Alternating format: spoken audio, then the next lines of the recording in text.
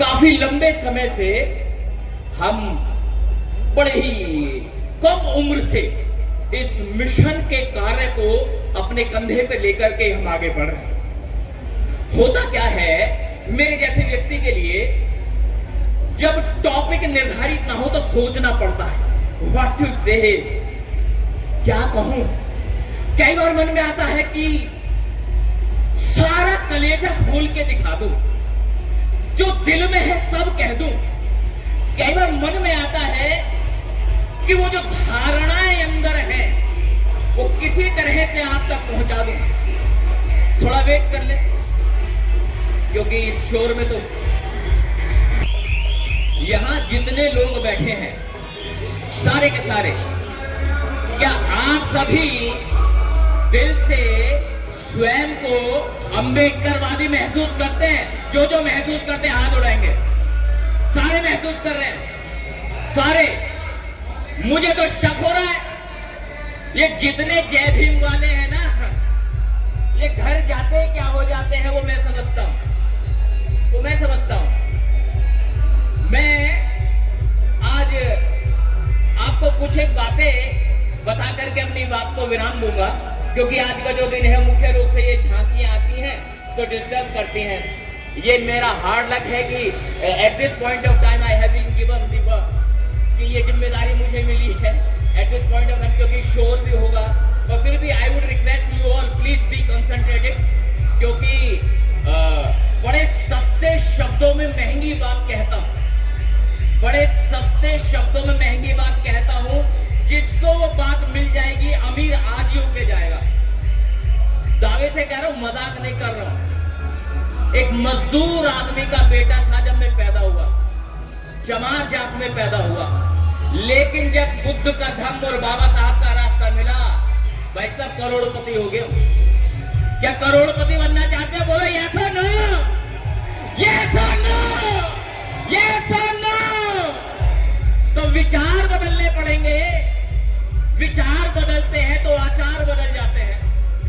ऐसा कहते हैं कि जब नजरें बदलती हैं तो नजारे बदल जाते हैं।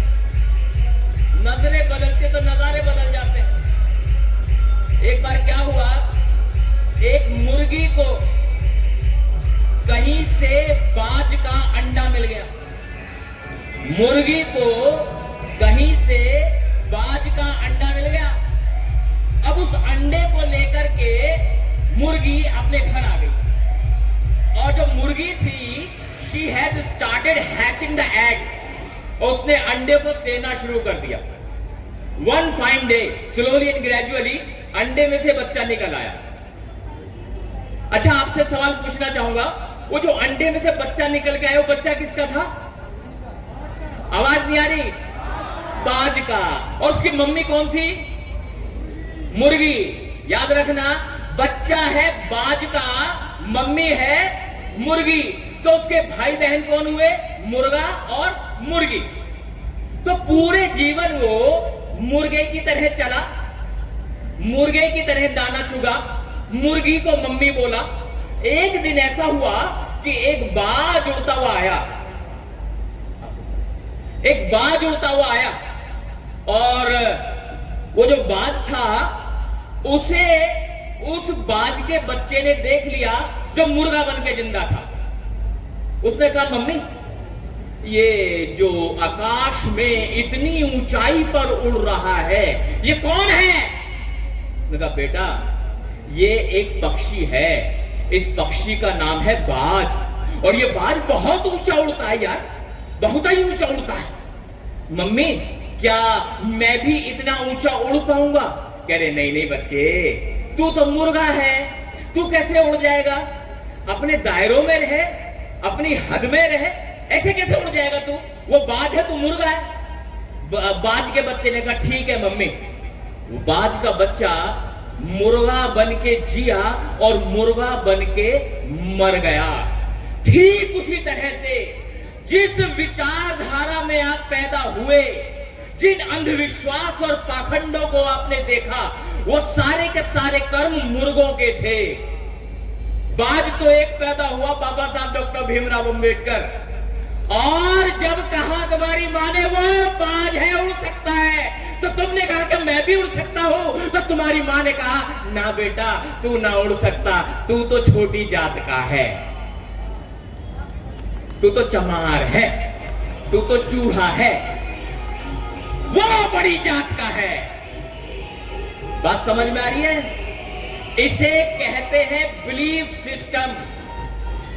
आपकी खोपड़िया में जो होता है वही आचरण में दिखाई देने लगता है। तो मुर्गा बन के मरना चाहते हो, बाज बन के? बाज या मुर्गा? बाज या मुर्गा? बाज। तो बाज दिखाने के लिए तो आए हैं यहां। ये नीले कोट वाला आदमी दिखाई दे रहा है, ये बाज है जो भारत में सबसे ऊंची उड़ान भरता है। ये बाज है जिसको आधार मानकर लोग आपके चौखट पे सर झुका के कहते हैं कि हमें वोट दे देना। ये वो बाज है जिसे इनके विरोधी भी सर पे उठा के घूम रहे हो और कह रहे बाबा साहब, तो कह रहे बाबा साहब। वो लोग जिनकी विचारधारा आपको कुचलने की है, वो लोग जिनकी विचारधारा आपको ठोकर मारने की है, वो लोग भी आज इनको नतमस्तक होते हैं। है ना बाज? बहुत ऊंची उड़ान भरता है। तो आप में से कितने लोग तैयार हैं ऊंची उड़ान भरने के लिए? हाथ उड़ाओ, हाथ उड़ाओ। तो क्या आप बाबा साहब की शरण में आएंगे? बोले यस और नो, यस और नो, यस और नो। लेकिन मुझे लग ही नहीं रहा, क्योंकि अगर बाबा साहब को मानते होते तो जानते हो ऐसी घटनाएं नहीं होती। अस्पताल में पत्नी एडमिट है, पति बाहर खड़ा हुआ है, डॉक्टर ने कहा कुछ दवाई ले आओ, वहां डिलीवरी हो रही है, मम्मी वहीं खड़ी है, डिलीवरी हो गई, लड़का आया, आगे पूछा मम्मी मम्मी कहो ए कछुना लल्ला लेरिया है गई। बात समझ में आई?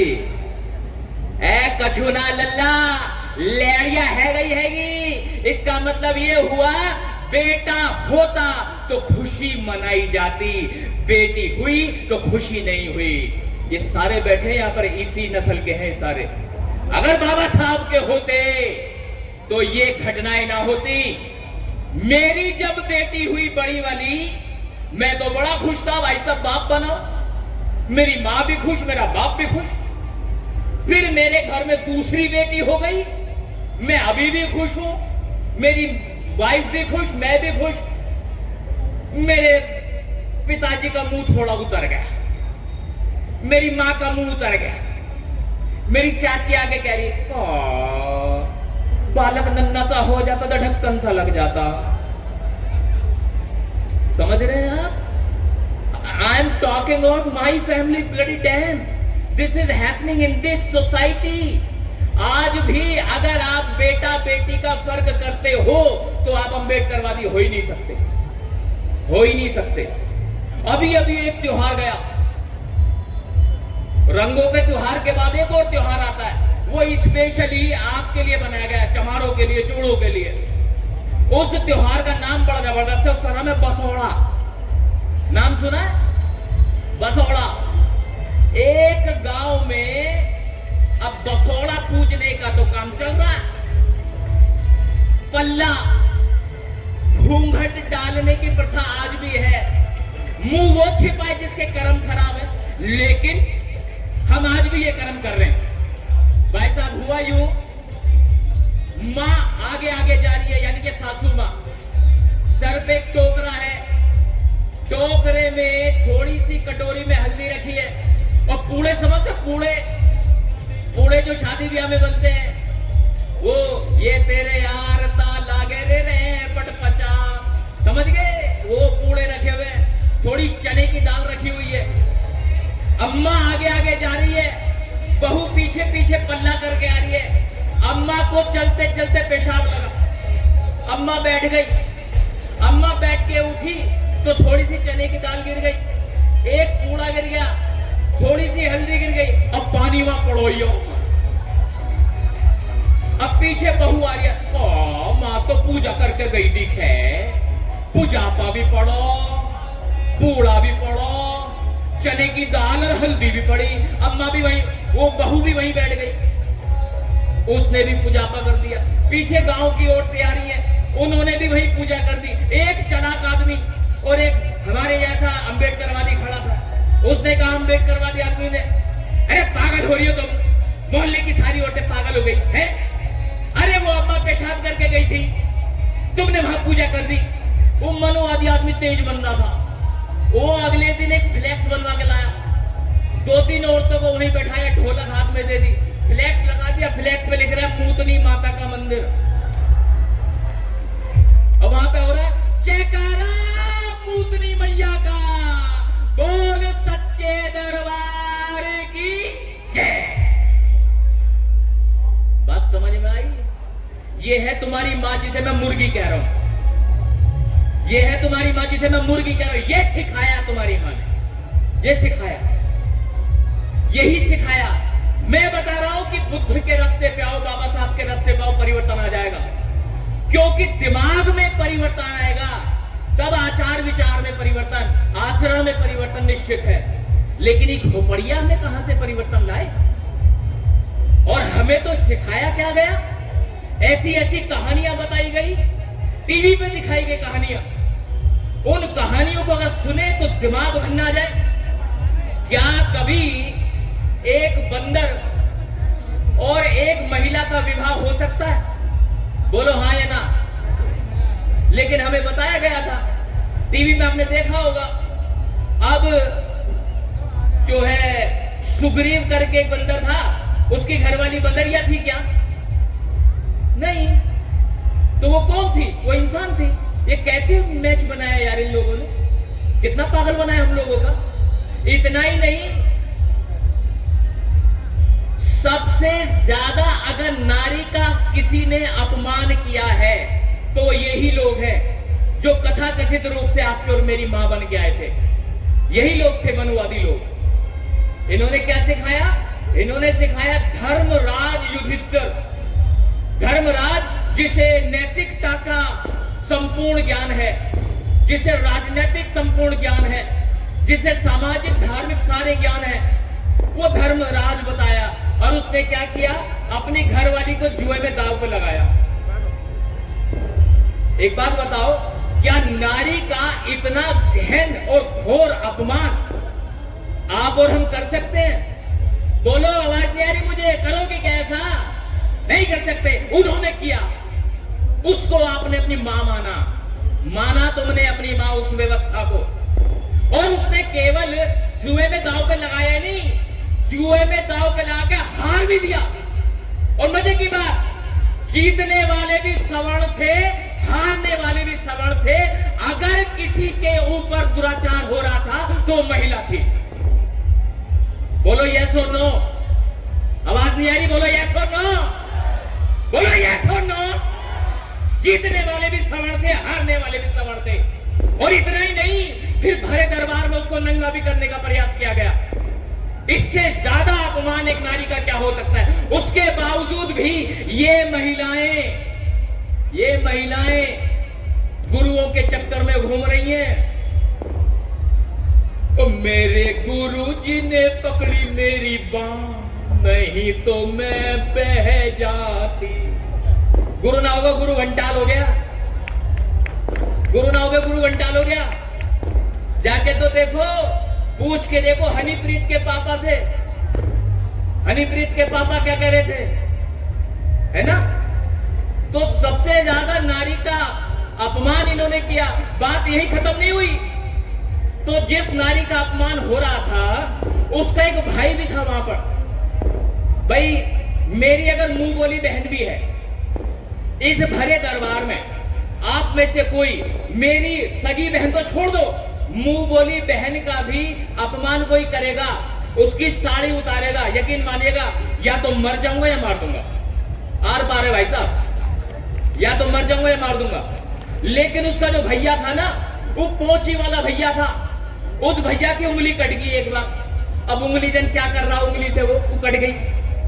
अब वो जो द्रौपदी थी, उसने अपनी धोती फाड़ के उसको पट्टी बांधी थी। अब वो पोंची वाला भैया बन गया, पोंची। साजन मन के हाथ भेजी है पहुंची, वह पहुंची के ना पहुंची, और वहां से खबर पहुंची तो यह पहुंची कि तेरी पहुंची ना पहुंची। वो पहुंची वाला भैया खड़ा दबा। अब उसे क्या करना चाहिए था? जो उसकी बहन का अनादर कर रहा था, चांटा मारता, लात मारता, घूंसा मारता, लकड़ी उठा के मारता, उसे कुछ